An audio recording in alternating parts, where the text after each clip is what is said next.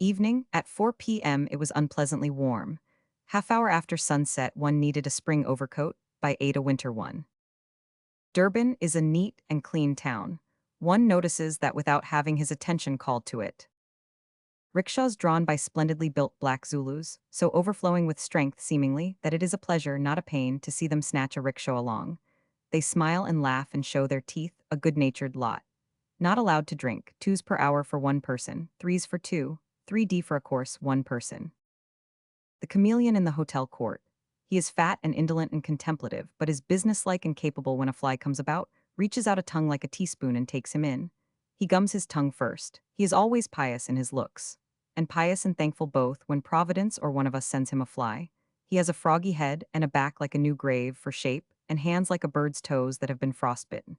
But his eyes are his exhibition feature. A couple of skinny cones project from the sides of his head, with a wee shiny bead of an eye set in the apex of each. And these cones turn bodily like pivot guns and point every which way, and they are independent of each other. Each has its own exclusive machinery. When I am behind him and see, in front of him, he whirls one eye rearwards and the other forwards, which gives him a most congressional expression, one eye on the constituency and one on the swag. And then, if something happens above and below him, he shoots out one eye upward like a telescope and the other downward. And this changes his expression, but does not improve it. Natives must not be out after the curfew bell without a pass. In Natal there are 10 blacks to 1 white. Sturdy plump creatures are the women. They comb their wool up to a peak and keep it in position by stiffening it with brown-red clay. Half of this tower colored denotes engagement. The whole of it colored denotes marriage. None but heathen Zulus on the police. Christian ones not allowed. May 9, a drive yesterday with friends over the Berea. Very fine roads and lofty, overlooking the whole town, the harbor, and the sea beautiful views. Residences all along, set in the midst of green lawns with shrubs and generally one or two intensely red outbursts of poinsettia. The flaming splotch of blinding red a stunning contrast with the world of surrounding green. The cactus tree, candelabrum-like, and one twisted like gray writhing serpents. The flat crown should be flat roof, half a dozen naked branches full of elbows, slant upward like artificial supports, and fling a roof of delicate foliage out in a horizontal platform as flat as a floor. And you look up through this thin floor as through a green cobweb or veil. The branches are Japanesage. All about you is a bewildering variety of unfamiliar and beautiful trees. One sort wonderfully dense foliage and very dark green, so dark that you notice it at once. Notwithstanding there are so many orange trees. The flamboyant, not in flower now, but when in flower lives up to its name, we are told. Another tree with a lovely upright tassel scattered among its rich greenery, red and glowing as a firecoal. Here and there a gum tree, half a dozen lofty Norfolk Island pines lifting their fronded arms skyward, groups of tall bamboo. Saw one bird, not many birds here and they have no music, and the flowers not much smell, they grow so fast. Everything neat and trim and clean like the town. The loveliest trees and the greatest variety I have ever seen anywhere, except approaching Darjeeling. Have not heard anyone call Natal the Garden of South Africa, but that is what it probably is. It was when Bishop of Natal that Colenso raised such a storm in the religious world. The concerns of religion are a vital matter here yet. A vigilant eye is kept upon Sunday. Museums and other dangerous resorts are not allowed to be open. You may sail on the bay, but it is wicked to play cricket. For a while a Sunday concert was tolerated, upon condition that it must be admission-free and the money taken by collection. But the collection was alarmingly large and that stopped the matter. They are particular about babies. A clergyman would not bury a child according to the sacred rites because it had not been baptized. The Hindu is more liberal. He burns no child under 3, holding that it does not need purifying. The king of the Zulus, a fine fellow of 30, was banished 6 years ago for a term of 7 years. He is occupying Napoleon's old stand, St. Helena. The people are a little nervous about having him come back, and they may well be, for Zulu kings have been terrible people sometimes, like T'Chaka, Dingaan, and Setwio. There is a large Trappist monastery 2 hours from Durban, over the country roads, and in company with Mr. Milligan and Mr. Hunter, general manager of the Natal Government Railways, who knew the heads of it, we went out to see it. There it all was, just as one reads about it in books and cannot believe that it is so. I mean the rough, hard work, the impossible hours, the scanty food, the coarse raiment, the Maribor beds, the taboo of human speech, of social intercourse, of relaxation, of amusement, of entertainment, of the presence of woman in the men's establishment. There it all was. It was not a dream, it was not a lie. And yet, with the fact before one's face, it was still incredible. It is such a sweeping suppression of human instincts, such an extinction of the man as an individual. La Trappe must have known the human race well. The scheme which he invented hunts out everything that a man wants and values, and withholds it from him. Apparently, there is no detail that can help make life worth living that has not been carefully ascertained and placed out of the Trappist's reach. La Trappe must have known that there were men who would enjoy this kind of misery, but how did he find it out? If he had consulted you or me, he would have been told that his scheme lacked too many attractions, that it was impossible, that it could never be floated. But there in the monastery was proof that he knew the human race better than it knew itself. He set his foot upon every desire that a man has, yet he floated his project, and it has prospered for 200 years and will go on prospering forever, no doubt. Man likes personal distinction, there in the monastery it is obliterated. He likes delicious food, there he gets beans and bread and tea and not enough of it. He likes to lie softly, there he lies on a sand mattress and has a pillow and a blanket but no sheet. When he is dining in a great company of friends, he likes to laugh and chat. There a monk reads a holy book aloud during meals, and nobody speaks or laughs. When a man has 100 friends about him, evenings, he likes to have a good time and run late. There he and the rest go silently to bed at 8. And in the dark, too, there is but a loose brown robe to discard, there are no nightclothes to put on, a light is not needed. Man likes to lie abed late. There he gets up once or twice in the night to perform some religious office, and gets up finally for the day at 2 in the morning. Man likes light work or none at all. There he labors all day in the field, or in the blacksmith shop or the other shops devoted to the mechanical trades, such as shoemaking, saddlery, carpentry, and so on. Man likes the society of girls and women, there he never has it. He likes to have his children about him, and pet them and play with them, there he has none. He likes billiards, there is no table there. He likes outdoor sports and indoor dramatic and musical and social entertainments. There are none there. He likes to bet on things. I was told that betting is forbidden there. When a man's temper is up, he likes to pour it out upon somebody there. This is not allowed. A man likes animals, pets. There are none there. He likes to smoke. There he cannot do it. He likes to read the news. No papers or magazines come there. A man likes to know how his parents and brothers and sisters are getting along when he is away, and if they miss him, there he cannot know. A man likes a pretty house and pretty furniture and pretty things and pretty colors, there he has nothing but naked aridity and somber colors. A man likes, name it yourself, whatever it is absent from that place. From what I could learn, all that a man gets for this is merely the saving of his soul. It all seems strange, incredible, impossible. But La Trappe knew the race. He knew the powerful attraction of unattractiveness. He knew that no life could be imagined, howsoever comfortless and forbidding, but somebody would want to try it. This parent establishment of Germans began its work 15 years ago. Strangers, poor, and unencouraged.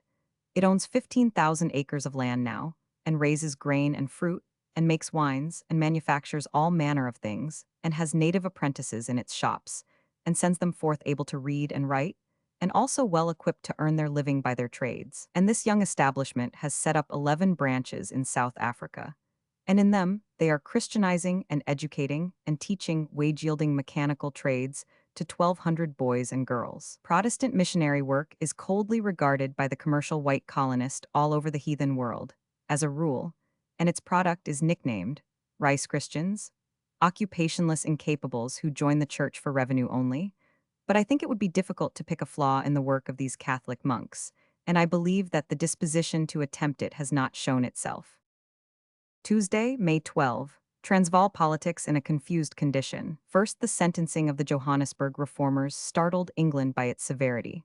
On the top of this came Kruger's exposure of the cipher correspondence, which showed that the invasion of the Transvaal, with the design of seizing that country and adding it to the British Empire, was planned by Cecil Rhodes and Bate, which made a revulsion in English feeling and brought out a storm against Rhodes and the Chartered Company for degrading British honor. For a good while I couldn't seem to get at a clear comprehension of it, it was so tangled. But at last, by patient study, I have managed it, I believe. As I understand it, the Uitlanders and other Dutchmen were dissatisfied because the English would not allow them to take any part in the government except to pay taxes. Next, as I understand it, Dr. Kruger and Dr. Jameson, not having been able to make the medical business pay, made a raid into Matebleland with the intention of capturing the capital, Johannesburg, and holding the women and children to ransom until the Uitlanders and the other Boers should grant to them, and the chartered company, the political rights which had been withheld from them. They would have succeeded in this great scheme, as I understand it, but for the interference of Cecil Rhodes and Mr. Bate and other chiefs of the Matabele, who persuaded their countrymen to revolt and throw off their allegiance to Germany. This, in turn, as I understand it, provoked the King of Abyssinia to destroy the Italian army and fall back upon Johannesburg, this at the instigation of Rhodes to bull the stock market. Chapter 66. Everyone is a moon and has a dark side which he never shows to anybody. Pudd'nhead Wilson's New Calendar. When I scribbled in my notebook a year ago the paragraph which ends the preceding chapter, it was meant to indicate, in an extravagant form, two things: the conflicting nature of the information conveyed by the citizen to the stranger concerning South African politics, and the resulting confusion created in the stranger's mind thereby. But it does not seem so very extravagant now. Nothing could in that disturbed and excited time make South African politics clear or quite rational to the citizen of the country, because his personal interest and his political prejudices were in his way. And nothing could make those politics clear or rational to the stranger, the sources of his information being such as they were. I was in South Africa some little time. When I arrived there, the political pot was boiling fiercely. 4 months previously, Jameson had plunged over the Transvaal border with about 600 armed horsemen at his back, to go to the relief of the women and children of Johannesburg. On the 4th day of his march, the Boers had defeated him in battle, and carried him and his men to Pretoria, the capital, as prisoners. The Boer government had turned Jameson and his officers over to the British government for trial, and shipped them to England. Next, it had arrested important citizens of Johannesburg as raid conspirators, condemned their 4 leaders to death, then commuted the sentences, and now the 64 were waiting, in jail, for further results. Before midsummer, they were all out excepting 2, who refused to sign the petitions for release. 58 had been fined $10,000 each and enlarged, and the 4 leaders had gotten off with fines of $125,000 each with permanent exile added, in one case.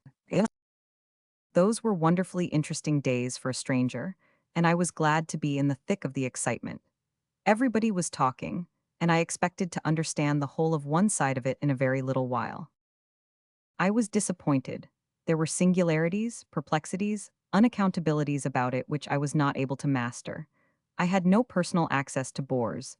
Their side was a secret to me, aside from what I was able to gather of it from published statements. My sympathies were soon with the reformers in the Pretoria jail, with their friends, and with their cause. By diligent inquiry in Johannesburg, I found out, apparently, all the details of their side of the quarrel except one, what they expected to accomplish by an armed rising. Nobody seemed to know. The reason why the reformers were discontented and wanted some changes made seemed quite clear. In Johannesburg, it was claimed that the Uitlanders, strangers, foreigners, paid 13/15 of the Transvaal taxes, yet got little or nothing for it. Their city had no charter, it had no municipal government.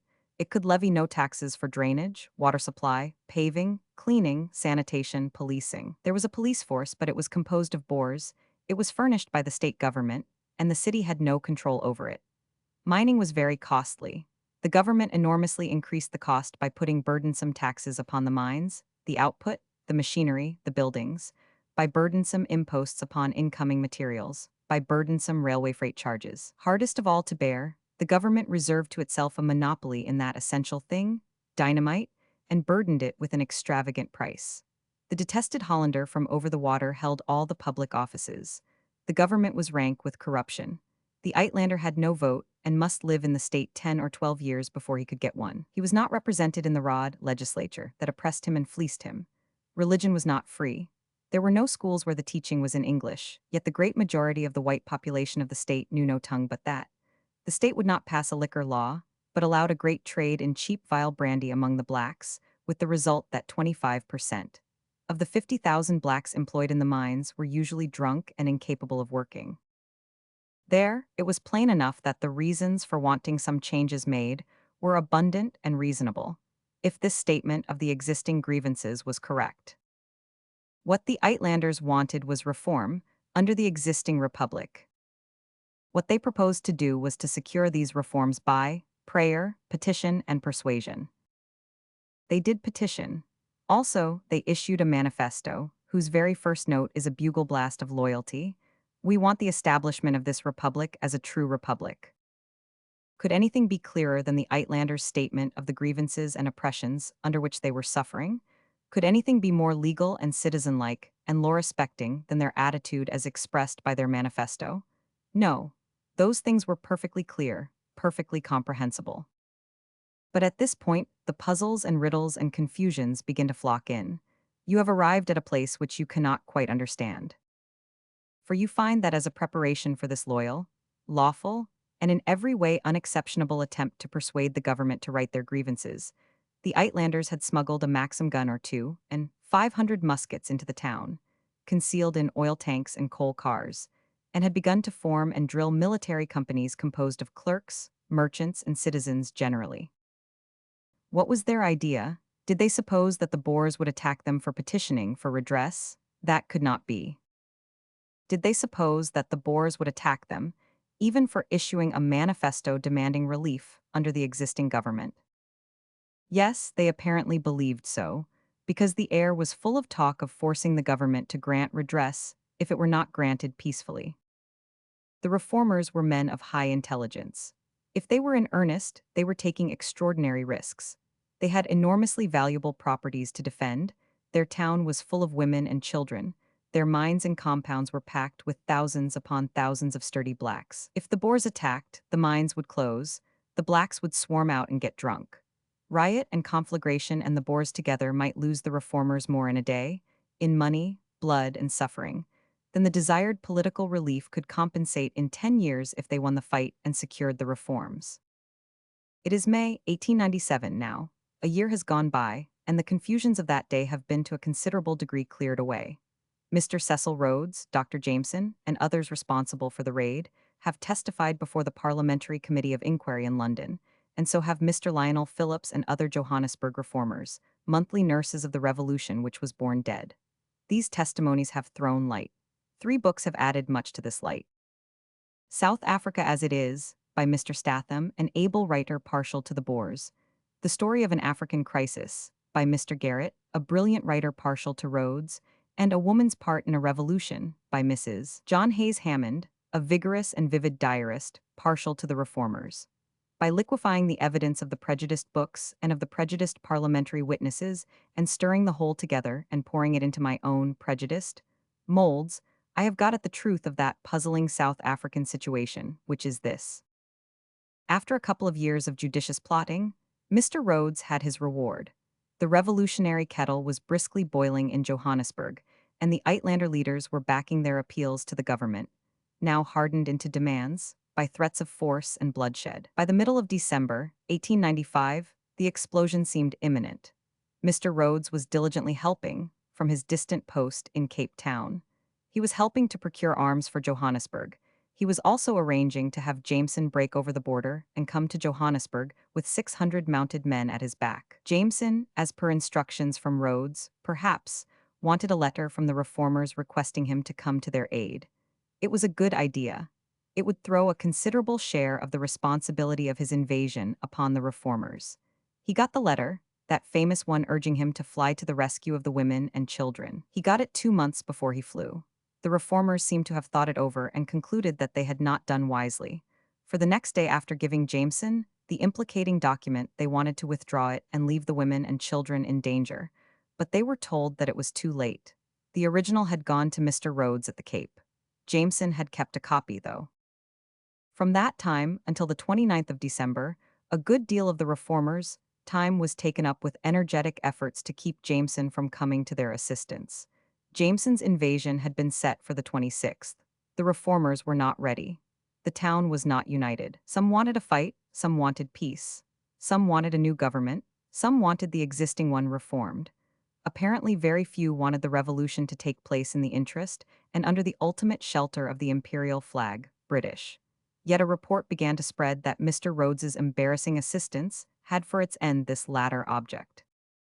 Jameson was away up on the frontier tugging at his leash, fretting to burst over the border. By hard work, the reformers got his starting date postponed a little and wanted to get it postponed 11 days. Apparently, Rhodes's agents were seconding their efforts, in fact wearing out the telegraph wires trying to hold him back. Rhodes was himself the only man who could have effectively postponed Jameson, but that would have been a disadvantage to his scheme. Indeed, it could spoil his whole 2 years' work. Jameson endured postponement 3 days, then resolved to wait no longer. Without any orders excepting Mr. Rhodes's significant silence, he cut the telegraph wires on the 29th and made his plunge that night to go to the rescue of the women and children by urgent request of a letter now 9 days old, as per date, a couple of months old in fact. He read the letter to his men, and it affected them. It did not affect all of them alike.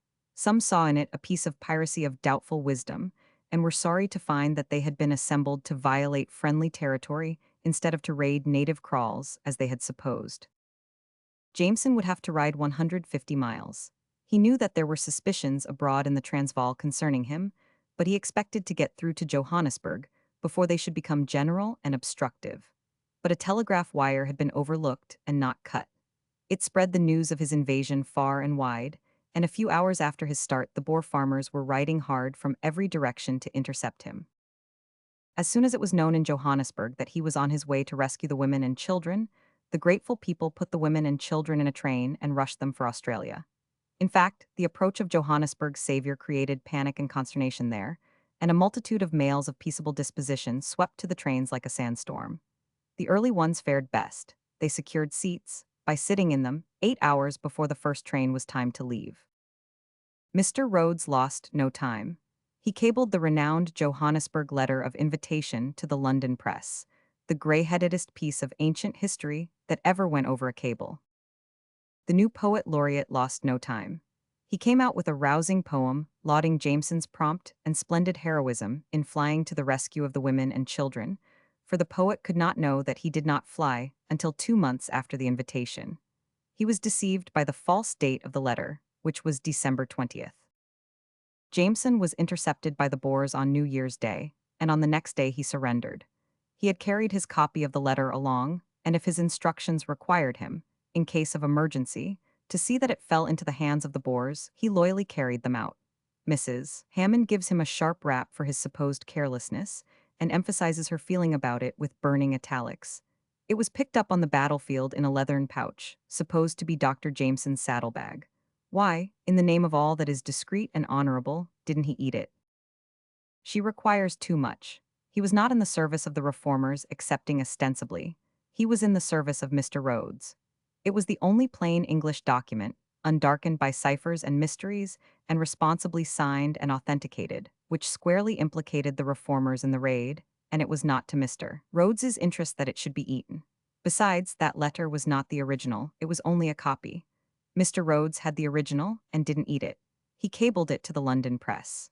It had already been read in England and America and all over Europe before Jameson dropped it on the battlefield. If the subordinates' knuckles deserved a rap, the principals deserved as many as a couple of them. That letter is a juicily dramatic incident and is entitled to all its celebrity, because of the odd and variegated effects which it produced. All within the space of a single week, it had made Jameson an illustrious hero in England, a pirate in Pretoria, and an ass without discretion or honor in Johannesburg. Also, it had produced a poet-laureatic explosion of colored fireworks which filled the world's sky with giddy splendors, and the knowledge that Jameson was coming with it to rescue the women and children emptied Johannesburg of that detail of the population. For an old letter, this was much. For a letter 2 months old, it did marvels. If it had been a year old, it would have done miracles. Br. Chapter 67. First catch your Boer, then kick him. Pudd'nhead Wilson's New Calendar. Those latter days were days of bitter worry and trouble for the harassed reformers. From Mrs. Hammond, we learn that on the 31st, the day after Johannesburg heard of the invasion, the Reform Committee repudiates Dr. Jameson's inroad. It also publishes its intention to adhere to the manifesto. It also earnestly desires that the inhabitants shall refrain from overt acts against the Boer government. It also distributes arms at the courthouse and furnishes horses to the newly enrolled volunteers. It also brings a Transvaal flag into the committee room, and the entire body swear allegiance to it, with uncovered heads and upraised arms.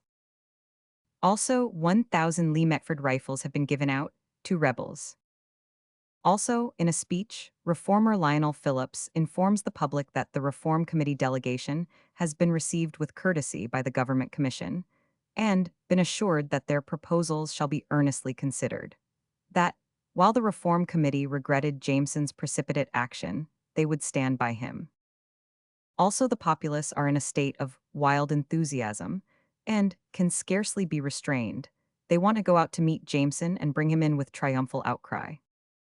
Also, the British High Commissioner has issued a damnifying proclamation against Jameson and all British abettors of his game.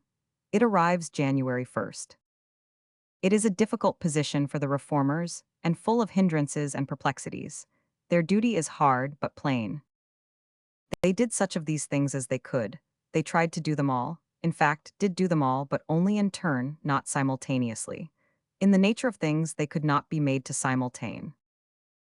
In preparing for armed revolution and in talking revolution, were the reformers bluffing, or were they in earnest?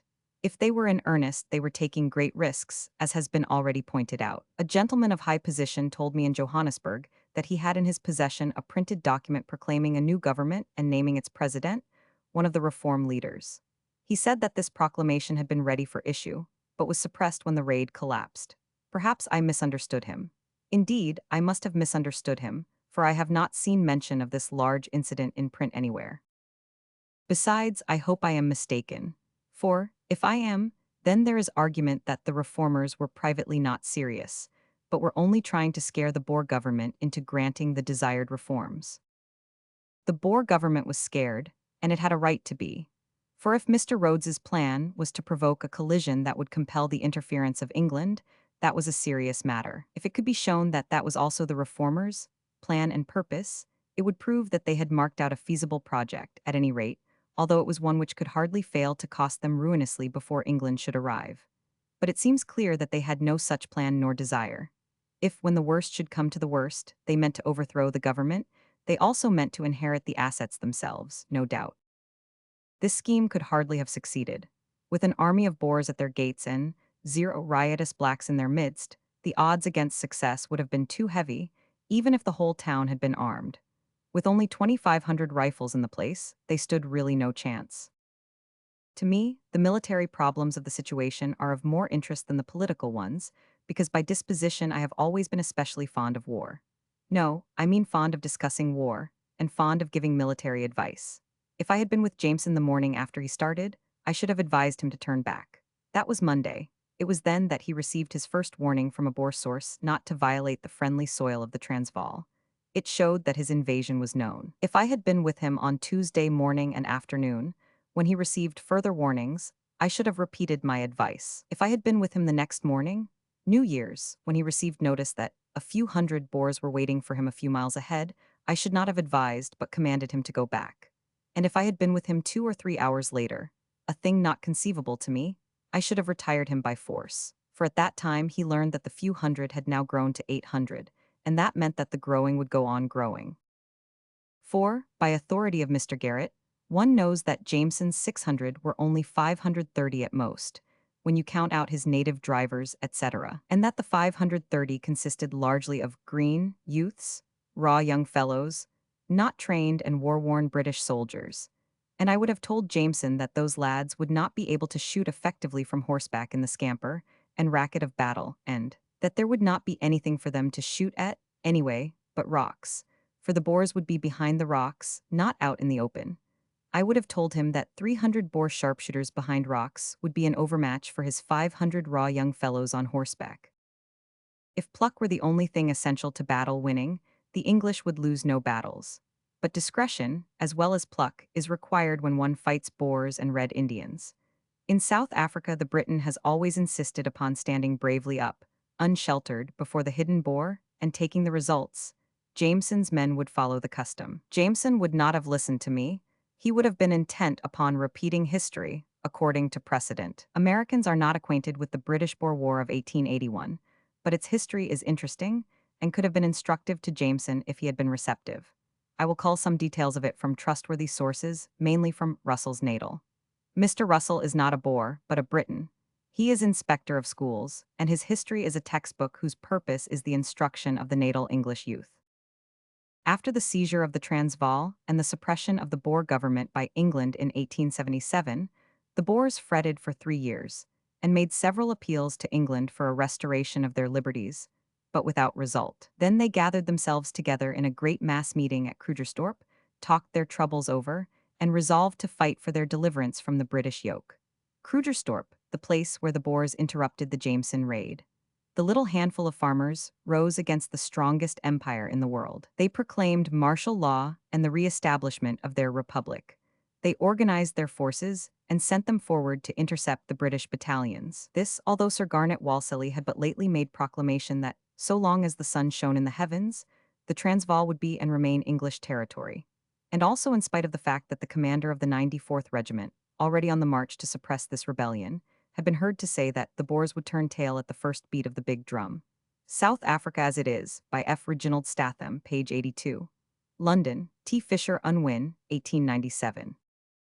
4 days after the flag-raising, the Boer force which had been sent forward to forbid the invasion of the English troops met them at Bronkhorst Spruit, 246 men of the 94th Regiment, in command of a colonel, the big drum beating, the band playing, and the first battle was fought.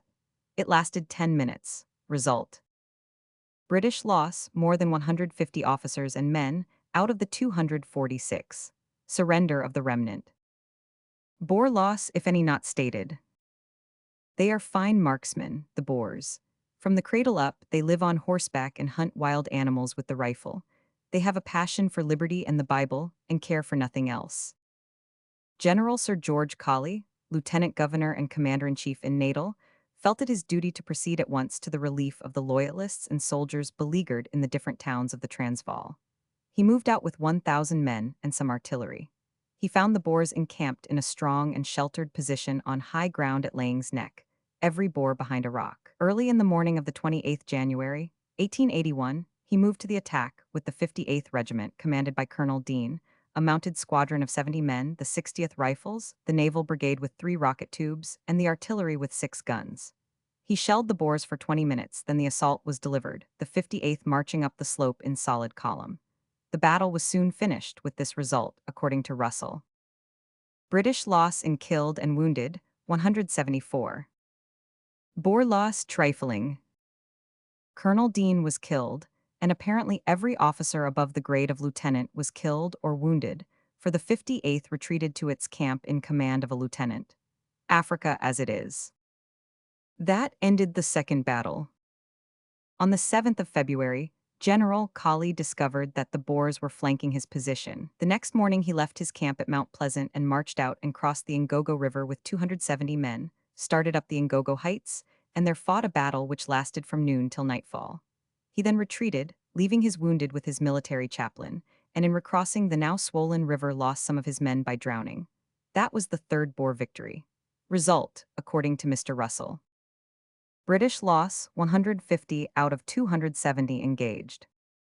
Boer loss, 8 killed, 9 wounded, 17.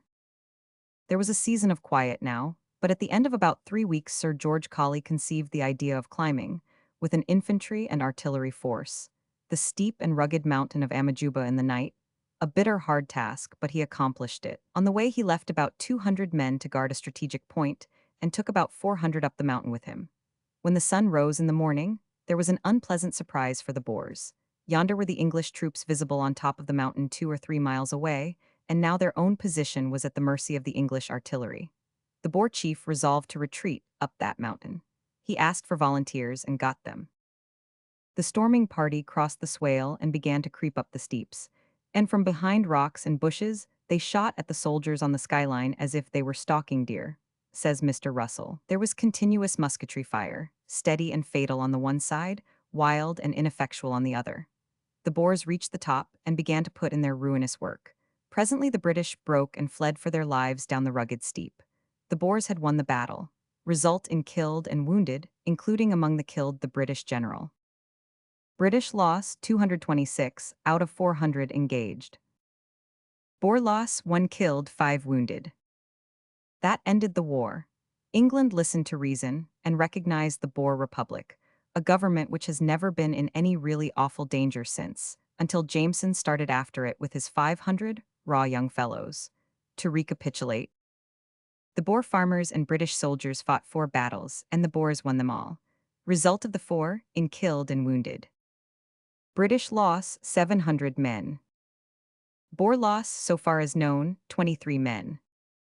It is interesting, now, to note how loyally Jameson and his several trained British military officers tried to make their battles conform to precedent. Mr. Garrett's account of the raid is much the best one I have met with, and my impressions of the raid are drawn from that. When Jameson learned that near Krugerstorp he would find Boers waiting to dispute his passage, he was not in the least disturbed. He was feeling as he had felt 2 or 3 days before, when he had opened his campaign with a historic remark to the same purport as the one with which the commander of the 94th had opened the Boer-British War of 14 years before. That commander's remark was that the Boers would turn tail at the first beat of the big drum. Jameson's was that with his raw young fellows, he could kick the persons of the Boers all round the Transvaal. He was keeping close to historic precedent. Jameson arrived in the presence of the Boers. They, according to precedent, were not visible. It was a country of ridges, depressions, rocks, ditches, moraines of mining tailings, not even as favorable for cavalry work as Laing's Neck had been in the former disastrous days.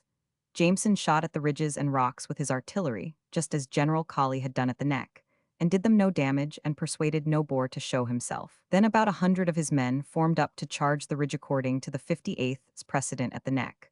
But as they dashed forward, they opened out in a long line, which was a considerable improvement on the 58th's tactics. When they had got to within 200 yards of the ridge, the concealed Boers opened out on them, and empty saddles. The unwounded dismounted and fired at the rocks over the backs of their horses, but the return fire was too hot, and they mounted again, and galloped back or crawled away into a clump of reeds for cover, where they were shortly afterward taken prisoners as they lay. Among the reeds, some 30 prisoners were so taken, and during the night which followed the Boers carried away another 30 killed and wounded, the wounded to Krugerstorp Hospital. 60% of the assaulted force disposed of, according to Mr. Garrett's estimate. It was according to Amajuba precedent, where the British loss was 226 out of about 400 engaged. Also, in Jameson's camp that night, there lay about 30 wounded or otherwise disabled men. Also during the night, some 30 or 40 young fellows got separated from the command and straggled through into Johannesburg. Altogether, a possible 150 men gone, out of his 530. His lads had fought valorously, but had not been able to get near enough to a Boer to kick him around the Transvaal. At dawn the next morning, the column of something short of 400 whites resumed its march. Jameson's grit was stubbornly good. Indeed, it was always that. He still had hopes. There was a long and tedious zigzagging march through broken ground with constant harassment from the Boers, and at last the column walked into a sort of trap, and the Boers closed in upon it. Men and horses dropped on all sides. In the column, the feeling grew that unless it could burst through the Boer lines at this point, it was done for. The Maxims were fired until they grew too hot, and, water failing for the cool jacket, 5 of them jammed and went out of action. The 7-pounder was fired until only half an hour's ammunition was left to fire with. One last rush was made, and failed, and then the Stot's artillery came up on the left flank, and the game was up. Jameson hoisted a white flag and surrendered. There is a story, which may not be true, about an ignorant Boer farmer there who thought that this white flag was the national flag of England. He had been at Bronkhorst, and Laing's Neck, and Ngogo and Amajuba, and supposed that the English did not run up their flag excepting at the end of a fight. The following is, as I understand it, Mr. Garrett's estimate of Jameson's total loss in killed and wounded for the 2 days. When they gave in, they were minus some 20% of combatants. There were 76 casualties. There were 30 men hurt or sick in the wagons. There were 27 killed on the spot or mortally wounded. Total 133. Out of the Regina, it is just 25%. However, I judge that the total was really 150, for the number of wounded carried to Krugerstorp Hospital was 53, not 30 as Mr. Garrett reports it. The lady whose guest I was in Krugerstorp gave me the figures. She was head nurse from the beginning of hostilities, Jan. 1, until the professional nurses arrived, Jan. 8th. Of the 53, 3 or 4 were Boers. I quote her words. This is a large improvement upon the precedents established at Bronkhorst, Laing's Neck, Ingogo, and Amajuba, and seems to indicate that Boer marksmanship is not so good now as it was in those days. But there is one detail in which the raid episode exactly repeats history. By surrender at Bronkhorst, the whole British force disappeared from the theater of war. This was the case with Jameson's force. In the Boer loss, also, historical precedent is followed with sufficient fidelity. In the 4 battles named above, the Boer loss, so far as known, was an average of 6 men per battle, to the British average loss of 175. In Jameson's battles, as per Boer official report, the Boer loss in killed was 4. 2 of these were killed by the Boers themselves, by accident, the other by Jameson's army, one of them intentionally, the other by a pathetic mischance. A young Boer named Jacobs was moving forward to give a drink to one of the wounded troopers, Jameson's, after the first charge, when another wounded man, mistaking his intention, shot him. There were 3 or 4 wounded Boers in the Krugersdorp hospital, and apparently no others have been reported. Mr. Garrett, on a balance of probabilities, fully accepts the official version, and thanks heaven the killed was not larger.